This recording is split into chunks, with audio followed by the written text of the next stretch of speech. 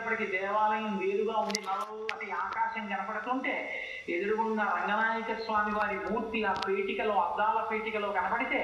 ఎడం పక్కకి దిగి కొంచెం ఇలా ప్రదక్షిణంగా ముందుకొచ్చి చూస్తే ఆకుపచ్చ పట్టుపంచ కట్టుకుని ఎర్రటి అంచుతో వరదరాజస్వామి వారు ఆశీర్వచనం చేస్తూ కనపడితే కంచి వరదరాజస్వామి, శ్రీరంగం రంగనాయక స్వామి, లోపల ఏడుకొండల స్వామి ఒక త్రిభుజంగా ఉంటే మధ్యలో నేనున్నాననుకుని సంతోషించి కొంచెం దాటి ఆ మెట్లెక్కి ఇలా లోపలికి వెళ్ళేటప్పటికి లోపల పెద్ద దీపాల గుర్తులు వేలాడుతూ పైన అనేకమైనటువంటి లతలు బంగారంతో చెక్కబడినటువంటి పై ప్రాకారం కనపడుతుంటే ఆ పైకప్పు ఎదురుగుండా గరుత్మంతుడిలా రెక్కలు విప్పుకుని కనపడితే ఆ ముందుకు వెళుతుంటే లోపల నుంచి ఓం నమో వెంకటేశాయ అని వినపడుతుంటే ఒక్కసారి ఇలా వెళ్ళి ఆ ఎడమ పక్కకి చూస్తూ ఇలా పైకెక్కి ఆ పక్కన ఉన్నటువంటి ఇనప ఊచల పట్టుకు చూసేటప్పటికి మహానుభావుడి దివ్యమంగళ విగ్రహం ఆ నల్లటి ఆ ముఖం, దాని మీద పెట్టుకున్నటువంటి నవరత్నాలతో వజ్రవైడూర్యాలు పొదిగిన పెద్ద కిరీటం, దాని నుంచి ఉన్న కోమాలు మాత్రమే కనబడితే రెండు చేతులెత్తి గోవిందా గోవిందా నరుస్తూ అక్కడి నుంచి 4 అడుగులు ముందుకెళ్ళి లోపల ఉన్నటువంటి వెండి వాకిలి, ఏకాంత శయనం చేసేటటువంటి మంచం, వాటినన్నింటినీ చూస్తూ దగ్గరకెళ్ళి మొదటి గడప కులశేఖరాల వారు పడి దగ్గర నిలబడితే స్వామివారి పాదాలు ఆ పైనుంచి ఒక్కసారి చూసేటప్పటికి ఆ కిరీటం నుంచి పెద్ద కోమాల,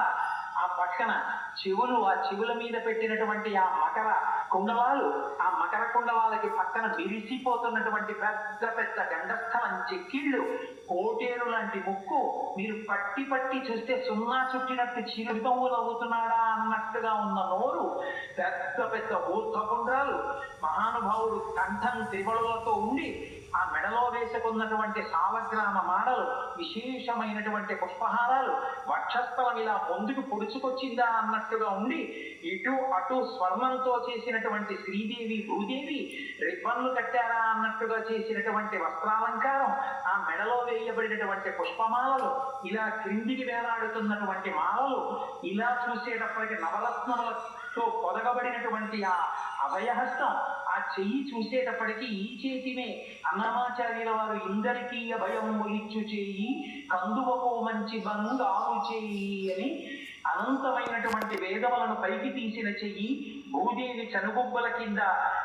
చేరినటువంటి చేరి వాడి గోళ్లు కలిగి నృసింహావతారంలో హిరణ్యకశిపుణ్ణి సంహరించినటువంటి చెయ్యి, మానవతుల యొక్క శీలములను కొల్లగొట్టిన చెయ్యి, శ్రీకృష్ణ పరమాత్మగా రామచంద్రమూర్తిగా సామ్రాజ్య పరిపాలన చేసిన చెయ్యి, ఆ పరశువుని ధరించినటువంటి చెయ్యి అని ఆ చేతిలోనే దశావతారాన్ని చూపించారని స్మరించి ఆ అభయహస్తాన్ని చూసి ఆ ఎడం చేతి వైపు ఉన్న చెయ్యి నడుం భాగం మీద ఉంటే బలిష్టమైనటువంటి తొడలు చిత్ర విచిత్రంగా కట్టుకున్న పట్టుపంచి అక్కడక్కడ అంటించినట్టుగా కనపడుతుంటే ఆ మోకాళ్ళ కింద చిన్న చిన్న క్లిప్పులు పెట్టినట్టుగా బ్రహ్మాండమైనటువంటి ఆ పాదాభరణాలు వేలాడుతుంటే ఇంకా కిందికి వచ్చేటప్పటికి పాదాల దగ్గర పెట్టుకున్న అందెలు, పాదాల మీద పెట్టినటువంటి వెండి తొడుగులు, ఆ తొడుగులు తీసేసి స్వామి పాదాలు ముట్టుకుని తులసి వేసి ధ్యానమే కదండి, చక్కగా అక్కడికి వెళ్ళి కూర్చుంటే స్వామి కుర్చీలో కూర్చుని 2 పాదాలు పైకెత్తి మన తల మీద పెడితే ఆ తల మీద పాదాలు పెట్టుకుని వాటిని ధరించుకుని పరమ సంతోషాన్ని పొంది స్వామిని సంతోషంతో ఆపాదమస్తకం కింద నుంచి పైకి, పైనుంచి కిందకి చూసి స్వామి మనకి ప్రసాదం ఇస్తే పుచ్చుకొని ఎంతో సంతోషంగా వెనక్కి తిరిగి అదే పనిగా చూస్తూ నడుచుకుంటూ పైకొచ్చి